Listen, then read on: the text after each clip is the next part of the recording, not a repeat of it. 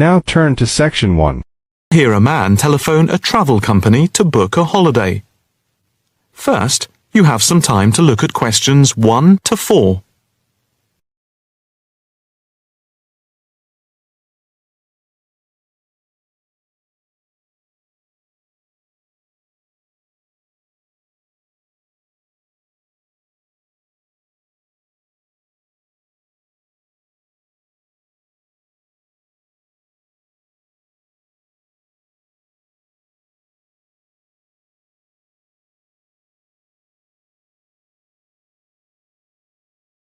Now the test will begin. You should answer the questions as you listen, because you will not hear the recording a second time. Listen carefully and answer questions 1 to 4. Good afternoon. Italia Breaks. My name's Margaret. How can I help you? Hi. I'd like to book a short break in Italy. Hotel and flights combined. Anywhere in particular? Yes, Venice if possible. We've been looking at some of your brochures, and I want to check if you have any special deals. Right. Let's have a look and see what we've got. Right. OK. I've got the screen up. Can you just give me a few personal details? Sure. First, can I just take your name, please, and a contact telephone number? Certainly. It's John Framlington. That's Framlington. And I'll give you my mobile number. I can't always remember it. Yes, here it is. It's 07987 441192. 441192. That's it. And how many people is it for? Just 2 adults. OK. Any particular price range? It's our first wedding anniversary, and we... Congratulations! Thank you. So we wanted somewhere nice, but not too expensive. We would like to make it something to remember. Maybe in the medium price range. OK. How many nights do you plan to stay? 5 nights only. That gives us plenty of time to do sightseeing and to relax. Right. That's 5 nights only. And what type of hotel? We initially thought of going for a 5-star, but that might be too expensive. So we've been looking at 4-star hotels. We've got quite a few in our brochure, but the one I would recommend is the Hotel Scotland. It's 4-star, and I know there are rooms available because I have just made a booking for another client there. I didn't notice that one. I don't know how I didn't see it. It's easy to miss them. I've also stayed there myself, as we sometimes have to go and check out the hotels. And of all the ones I visited, this was my favourite. Oh, right. Before you hear the rest of the conversation, you have some time to look at questions 5 to 10.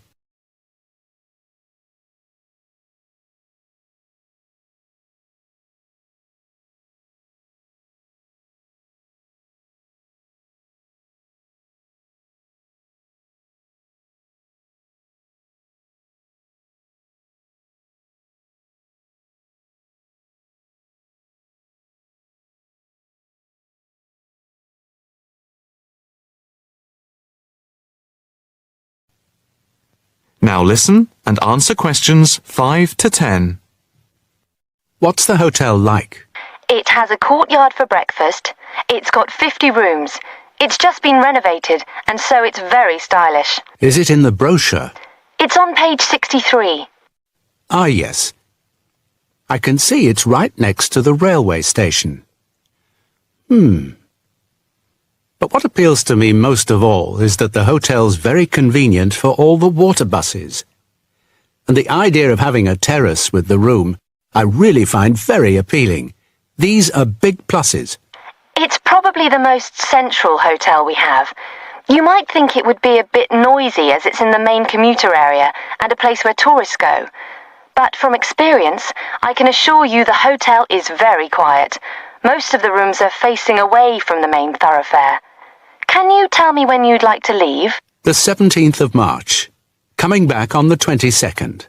OK. I'll just check again if there are places available. 2 adults sharing. Hotel Scotland. Yes, that's gone through. OK. And how much is the break, including flights? There's a special rate at the moment because it's off-season. For 5 nights, let's see, it's £716 for a double room and flights.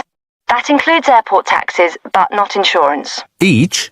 No, for 2 adults sharing. That doesn't sound too bad at all. What reductions do you have at the moment? Well, if you make the booking before the 17th of February, you get a further 15% reduction, subject to availability. That's a big saving. Yes, it makes the price very reasonable indeed. Do you need travel insurance? Yes, I suppose we better had. For 7-day cover for both of you, it's £17.88. OK. Do you want to book today? I think we should, but can I just check with my wife? Can you hold the booking for me? I can hold it until 1 p.m. OK, that's fine. I'll get back to you immediately. I'll just give you a reference for the reservation. OK. It's FAPSJM15. Thanks. I'll get back to you as soon as I can, and definitely before 1 p.m. This is too good an offer to miss. That is the end of section 1. You now have half a minute to check your answers.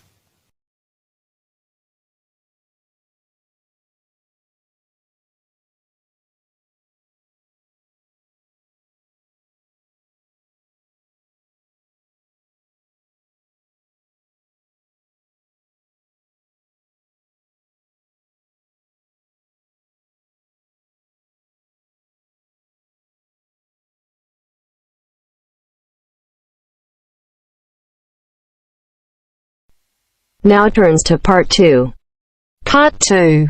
To hear a reporter from the New York Times who is presenting a news report prepared by Dion Searcy and Robert Gebeloff on the topic Middle Class Shrinks, further as more fall out instead of climbing up. First look at questions 11 to 13.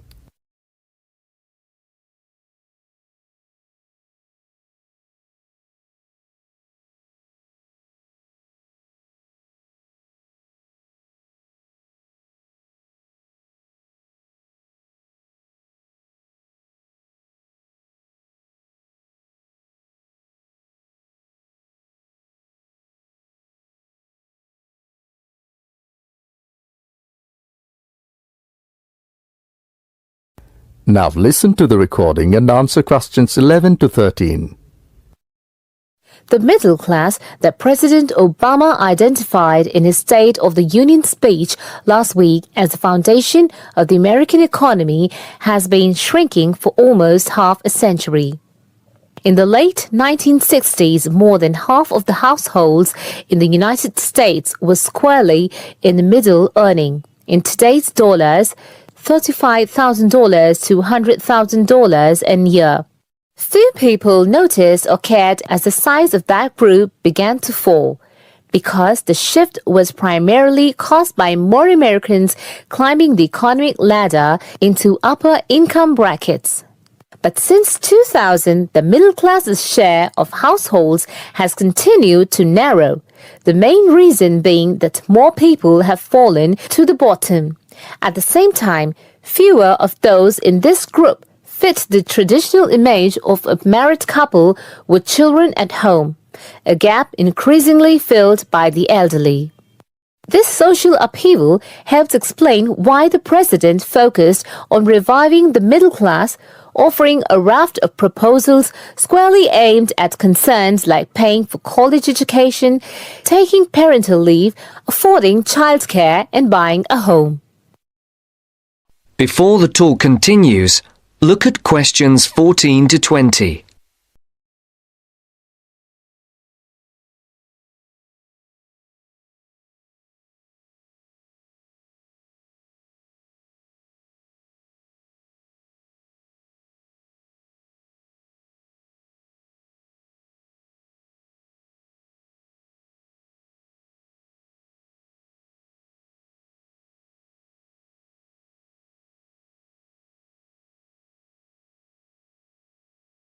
As you listen to the second part of the talk, answer the questions. 14 to 20. Mr. Obama told Congress and the public. Still, regardless of their income, most Americans are identified as middle class. The term itself is so amorphous that politicians often cite the group in introducing proposals to engender white appeal.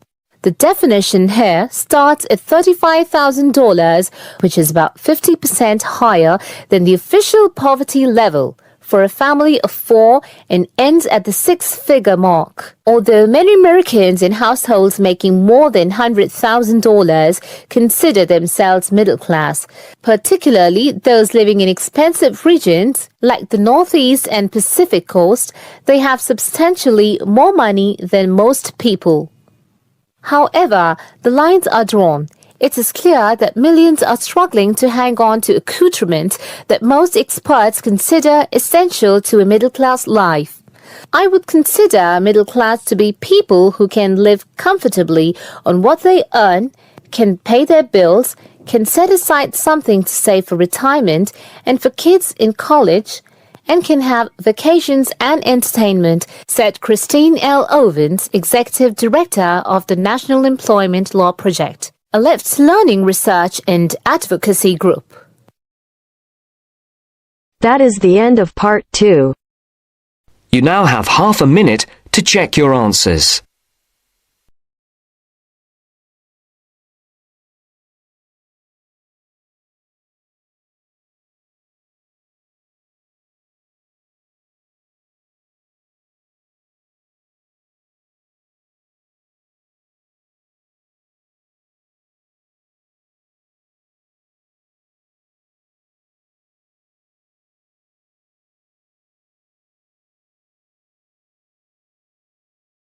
Now turn to Section 3. Section 3.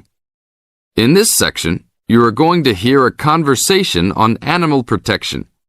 First, you have some time to look at questions 21 to 25.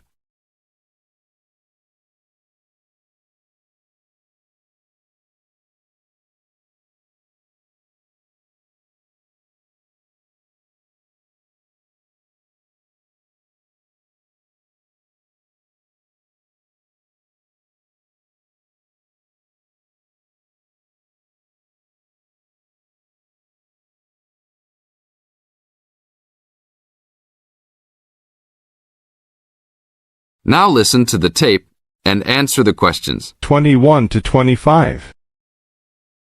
Thanks for joining us today, Mike. How did Baja California become a consideration for a condor release? Our recovery plan for California condors requires us to re-establish the birds in as much as their former range as possible. Baja, being the southernmost recent range for the California condor, works well in that they were only recently lost from the area, mid-1930s, and considerable habitat still remains. It is very isolated with very few people in the area. The mountains are spectacular, ranging up to 10,000 feet, or 3,000 meters. Our selected release site is at nearly 8,000 feet, 2,400 meters. Mike, how many birds do you envision flying free in this area, Baja, in the future? We will be releasing 4 to 8 birds on a yearly basis and will reconsider the situation when we have 20 birds in the area. What age do the birds have to be before moving them? That's a good question. Typically, we move them at 8 months to 18 months old. Birds are ready to fledge, or leave, from the nest at 6 to 7 months of age. In our current release group in Baja, we have birds as old as 30 months. It will be interesting to see how they behave. I expect that they will want to range more than younger birds and make it challenging for us to keep up. Is there a maximum number of birds a certain area can support? Yes, it's called the carrying capacity for any area, for any species. In our case, our strategy to find that number is to saturate the environment to a level where we determine that the birds are showing difficulty either in finding food, behaviorally, or in survivorship. That level is greatly determined by the availability of food in the area and nesting possibilities. Now look at questions 26 to 30.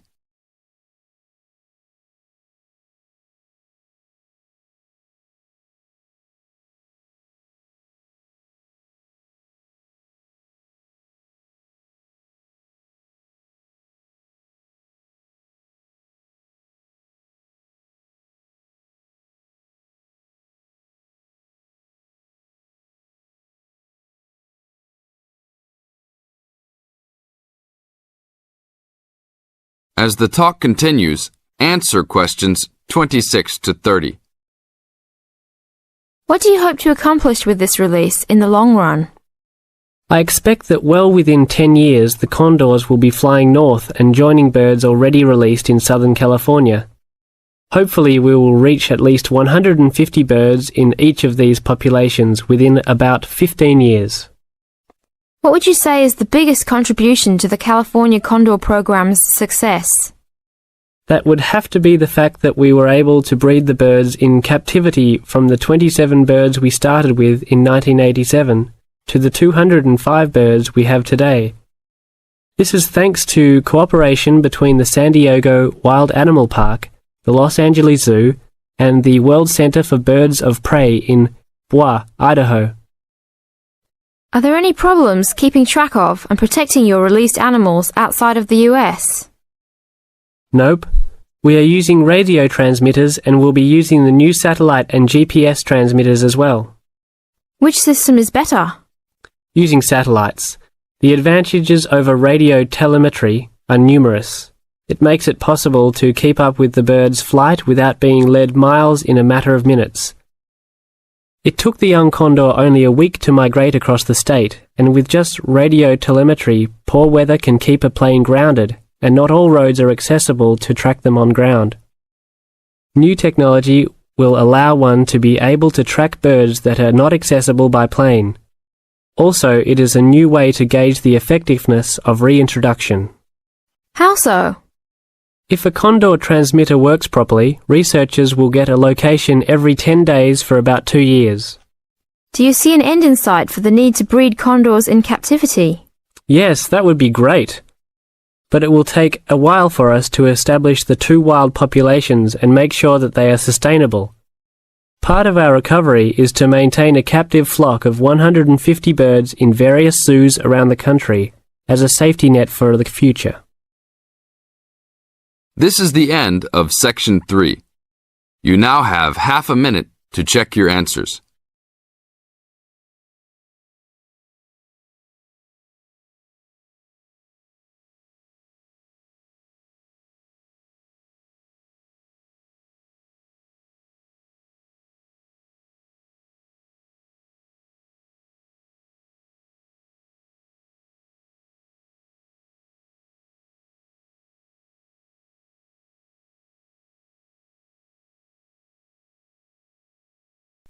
Now turns to Part 4. Part 4. You will hear part of a lecture about a place called Cuba PD. Listen carefully and answer questions 31 to 36.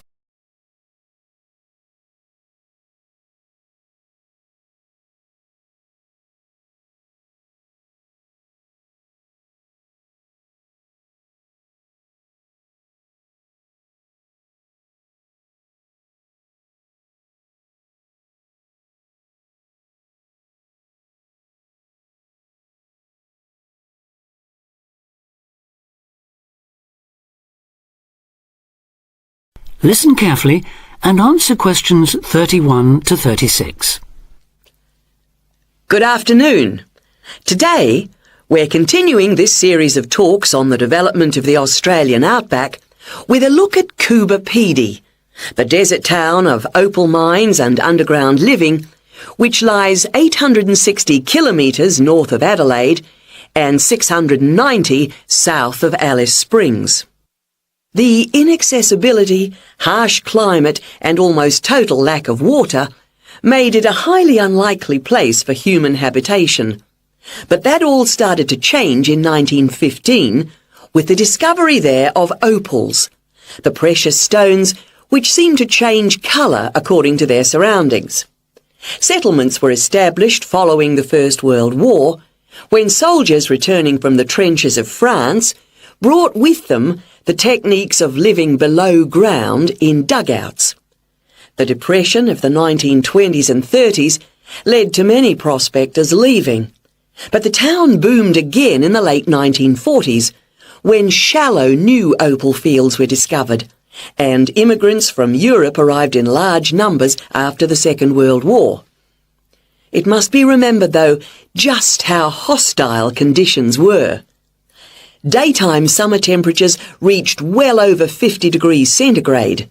Winter nights were bitterly cold, and dense dust storms regularly blanketed the town. To cope with this, more and more people began living in disused mines and purpose-built subterranean houses, where the temperature remains at a comfortable 25 degrees all year round, so that eventually around 70% of the town's inhabitants had made their homes beneath the surface. This led to the construction of hotels and even churches below ground, as well as an entire underground shopping centre, the only one in the world. Now you have some time to look at questions 37 to 40.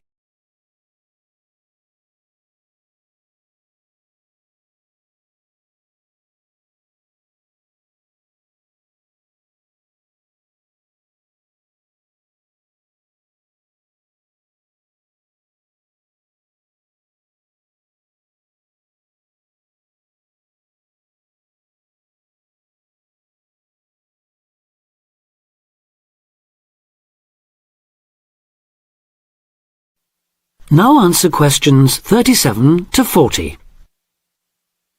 Perhaps not surprisingly, this has now led to the emergence of a secondary industry, tourism.